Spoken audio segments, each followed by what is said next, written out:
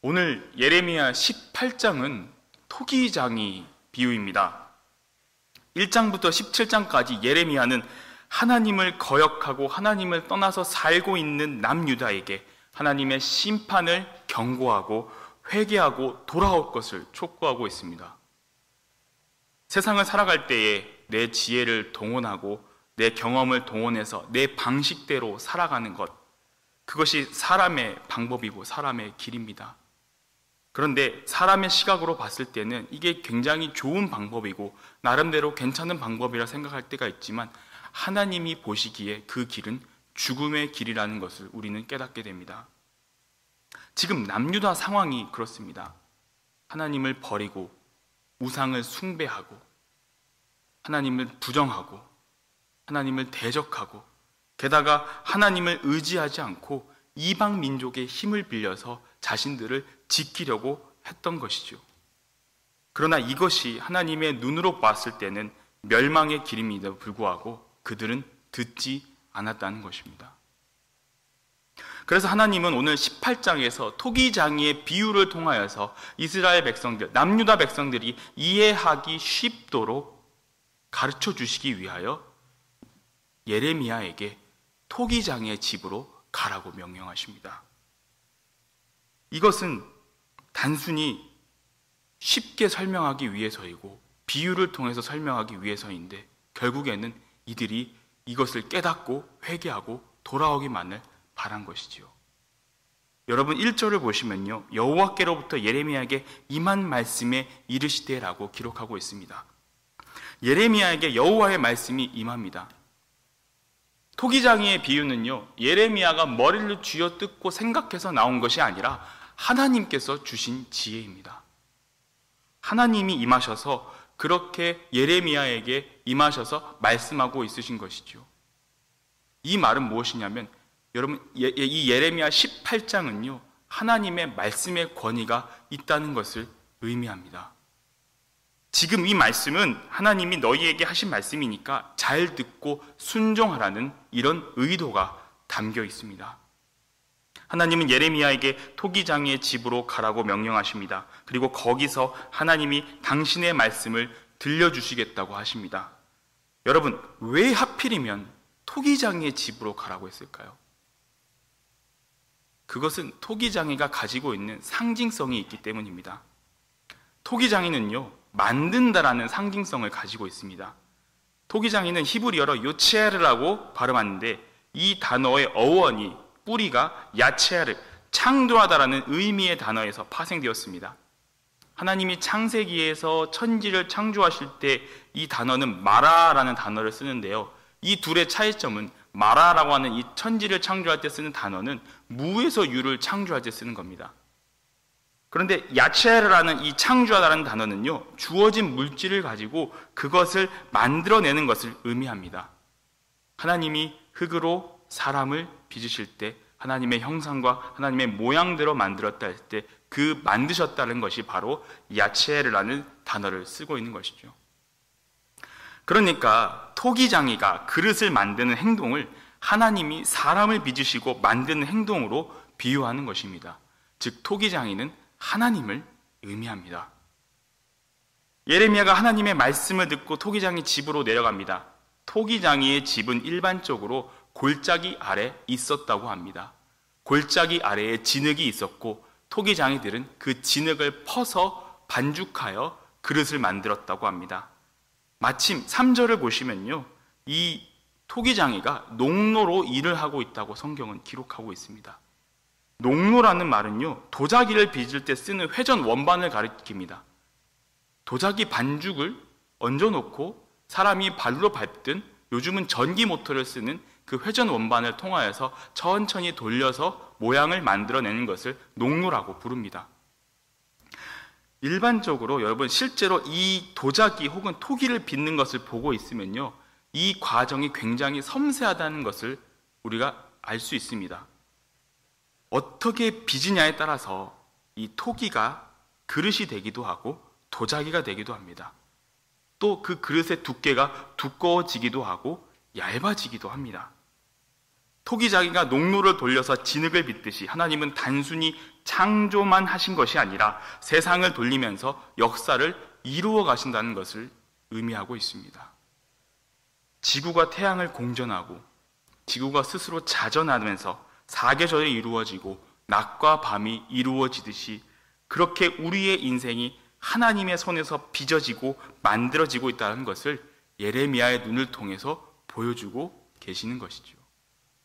그런데 하나님이 예레미야에게 정말로 보여주고 싶은 장면이 있습니다. 오늘 본문 4절을 함께 읽어볼까요? 오늘 본문 4절 함께 읽도록 하시겠습니다. 진흙으로 만든 그릇이 토기장이의 손에서 터짐에 그가 그것으로 자기 의견에 좋은 대로 다른 그릇을 만들더라. 아멘. 진흙으로 만든 그릇이 토기장의 손에서 터졌다라고 표현하고 있습니다. 터졌다라는 표현은 이 개역개정에서만 있는 표현인데요. 현대인의 성경에서는 이 터졌다는 표현을 어떻게 표현하냐면 물건이 망가지고 제대로 나오지 않았다고 표현을 합니다. 즉 토기를 빚다가 도자기를 빚다가 혹은 그릇을 빚다가 잘못 만들어져서 모양이 이상해지거나 엉망이 된 것, 혹은 완성해놓고 보니까 이건 좀 아닌 것 같다 해서 불량으로 판정되어서 던져버리는 것을 가리킨 것이지요. 그 원인이 여러 가지 원인이 있을 수 있겠지만 어쨌든 이렇게 되면, 이렇게 잘못되면은 토기장이는 자신이 만든 그릇을 구겨버리거나 깨트려 버린다고 합니다. 그런데 여러분, 또 다른 이유가 있습니다. 토기장이가 자신이 가지고 있던 계획이 바뀌었을 때입니다. 처음 만들 때는 보기 좋은 도자기를 만들려고 하는데 이 만들다 보니까 이거는 도자기보다 밥그릇이나 그 그릇을 만드는 였으면 좋겠다. 그러면 이제 만들던 진흙을 다시 구겨서 그 모양으로 새롭게 만들어 갑니다. 혹은 만들다 보니까 이건 잘 안 나오는 것 같은데 해서 다시 깨뜨리고 그 모양을 다시 만들어 가는 것을 이야기합니다. 그런데 중요한 사실은 토기장이는 그냥 버리지 않고 그것을 다시 자기 의견에 좋은 대로 다른 그릇을 만든다고 성경은 기록하고 있습니다. 토기장이의 계획이 바뀌면요, 그 만드는 그릇이 바뀔 수 있습니다. 이것이 토기장이의 주권입니다. 하나님의 우리의 인생을 만들어가는 과정도 그렇습니다. 우리 생각에는 내가 어떤 삶을 살고 어떤 계획을 세우지만 하나님이 보시기에는 그 길과 그 계획이 아닐 수 있다는 것이죠. 그래서 하나님은 나에게 맞는 것, 나에게 가장 보기 좋은 것을 늘 바꿔주시고 하나님의 계획대로 우리를 빚어가시는 것입니다. 우리는 진흙입니다. 그리고 하나님은 토기장이십니다. 그렇다면 주권은 누구에게 있습니까? 누구에게 있습니까? 대답이 없으시네요. 그렇죠. 토기장이에게 있습니다. 그러니까 우리의 주권은 하나님한테 있다는 겁니다. 진흙인 우리가 진흙인 우리가 토기장이에게 저 이렇게 만들어주세요. 저는 밥그릇으로 만들어주세요. 저는 국그릇으로 만들어주세요. 저는 고급스러운 아주 럭셔리한 도자기로 만들어주세요. 혹은 접시로 만들어주세요. 이렇게 요구할 수 없다라는 겁니다.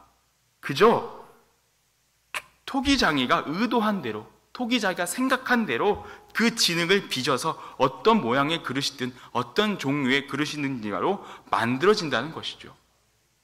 그런데 우리가 중요한 사실을 한 가지 놓치고 있는 게 있습니다. 토기장이의 생각은요, 항상 옳다라는 겁니다.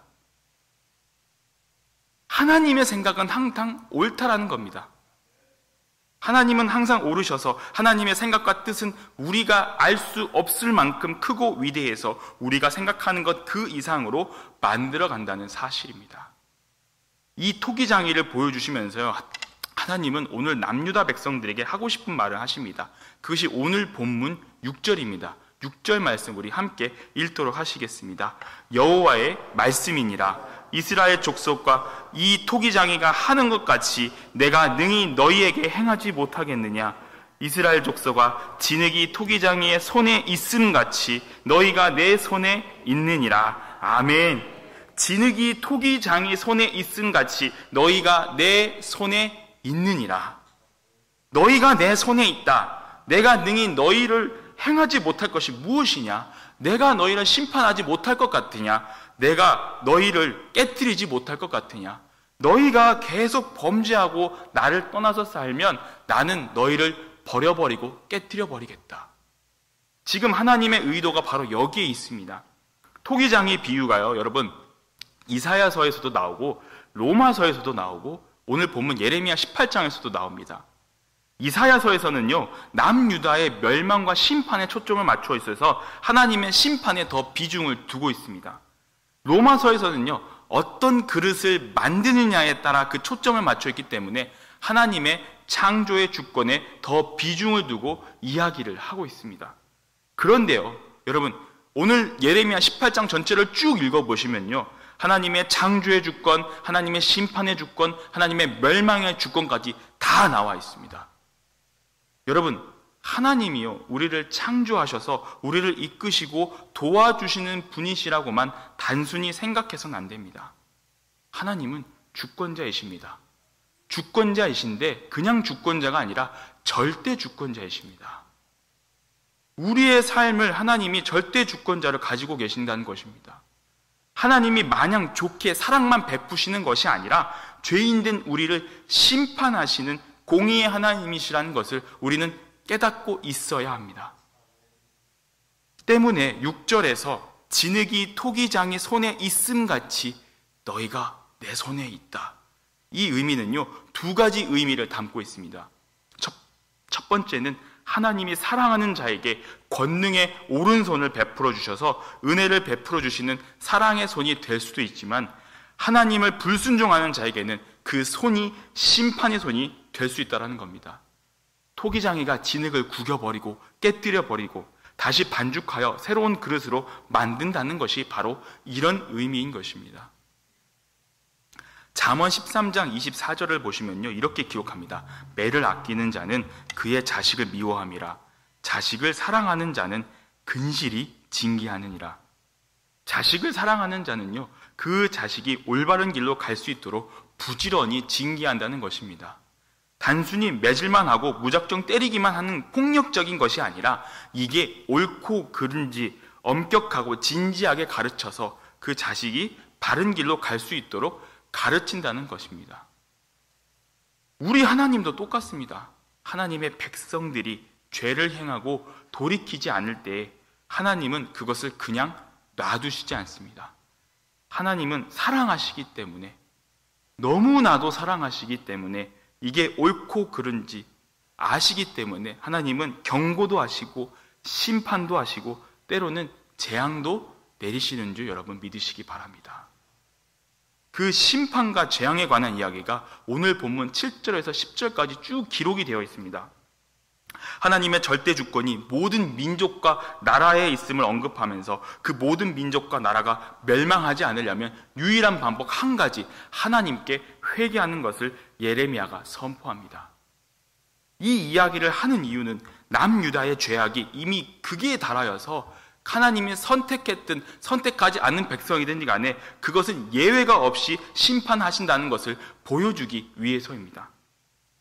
그리고 이러한 불순종에 대한 심판의 선포를 마치고 예레미야는요, 오늘 본문 11절에서 이렇게 이야기합니다. 오늘 본문 11절 함께 읽도록 하시겠습니다. 여호와의 말씀에 내가 너희에게 재앙을 내리며 계책을 세워 너희를 치려 하노니 너희는 각기 악한 길에서 돌이키며 너희의 길과 행위를 아름답게 하라 하셨다 하라. 아멘. 제가 중간부터 읽어드렸는데요, 지금 이 부분이 어떤 장면이냐면 예레미야가 최후의 선포, 최후의 통첩을 하고 있는 것입니다. 마지막 경고를 남유다 백성들에게 하는 것입니다. 이미 너희에 대한 하나님의 심판은 이미 계획되어 있다.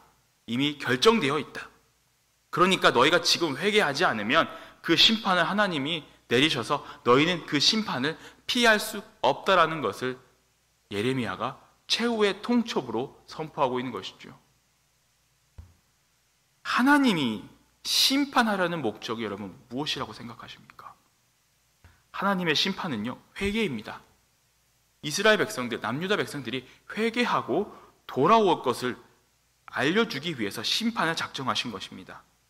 하나님은 그들의 죄악을 인내하시고 또 인내하시고 또 인내하셨습니다.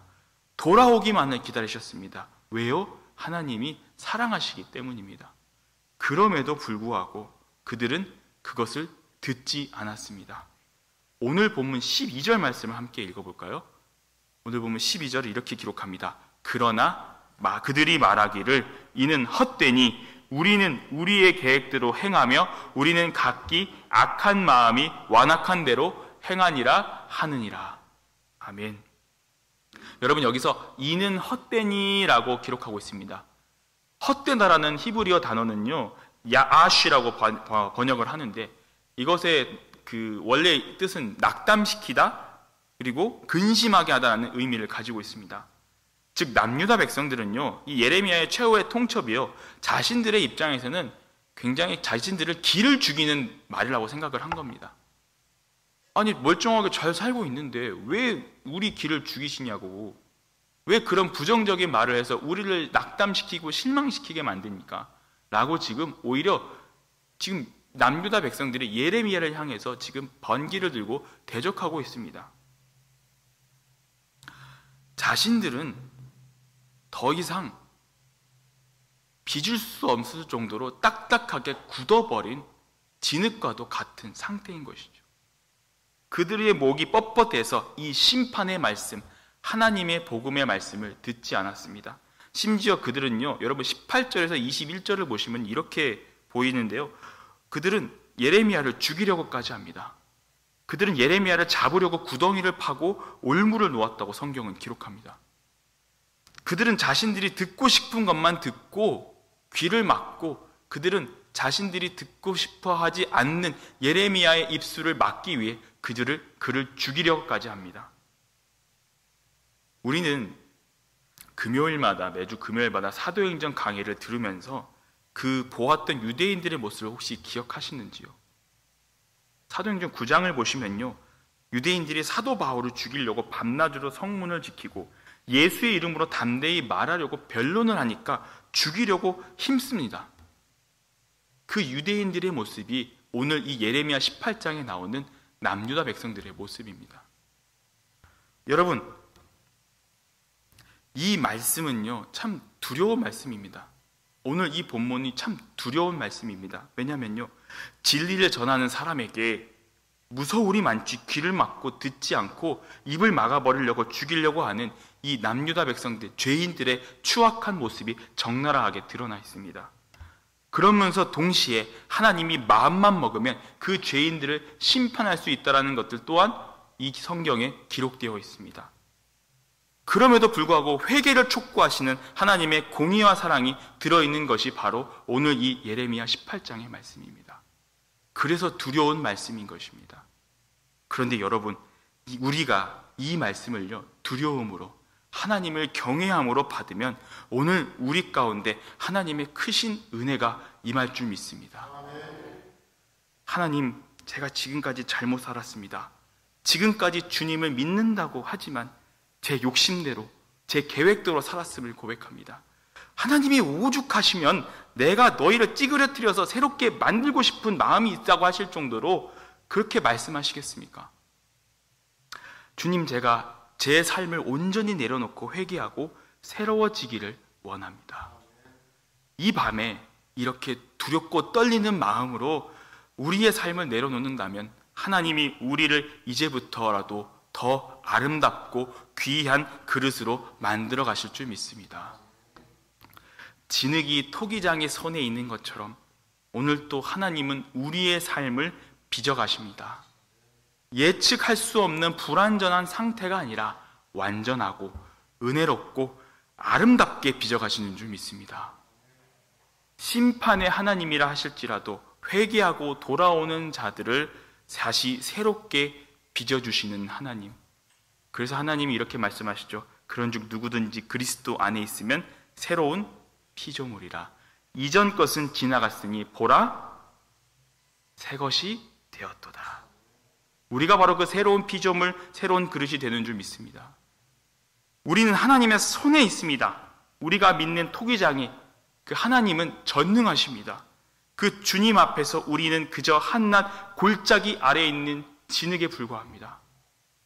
그렇기 때문에 우리는 온전히 하나님밖에 바랄 수 없습니다. 주님이 주시는 그 심판의 말씀, 회개의 말씀 앞에서 우리의 귀를 막지 않고 온전히 말씀을 듣고 순종하며 회개하며 자복할 때에 그 말씀이 은혜의 말씀, 구원의 말씀, 사랑의 말씀이 되는 줄 믿습니다. 죄로 얼룩져 있던 우리를 하나님이 다시 새롭게 만들어 주셔서 귀하고 복되게 쓰임받는 그릇이 될 줄을 믿습니다. 오늘 이 밤에 하나님, 나는 진흙입니다. 하나님, 나를 빚어주시옵소서.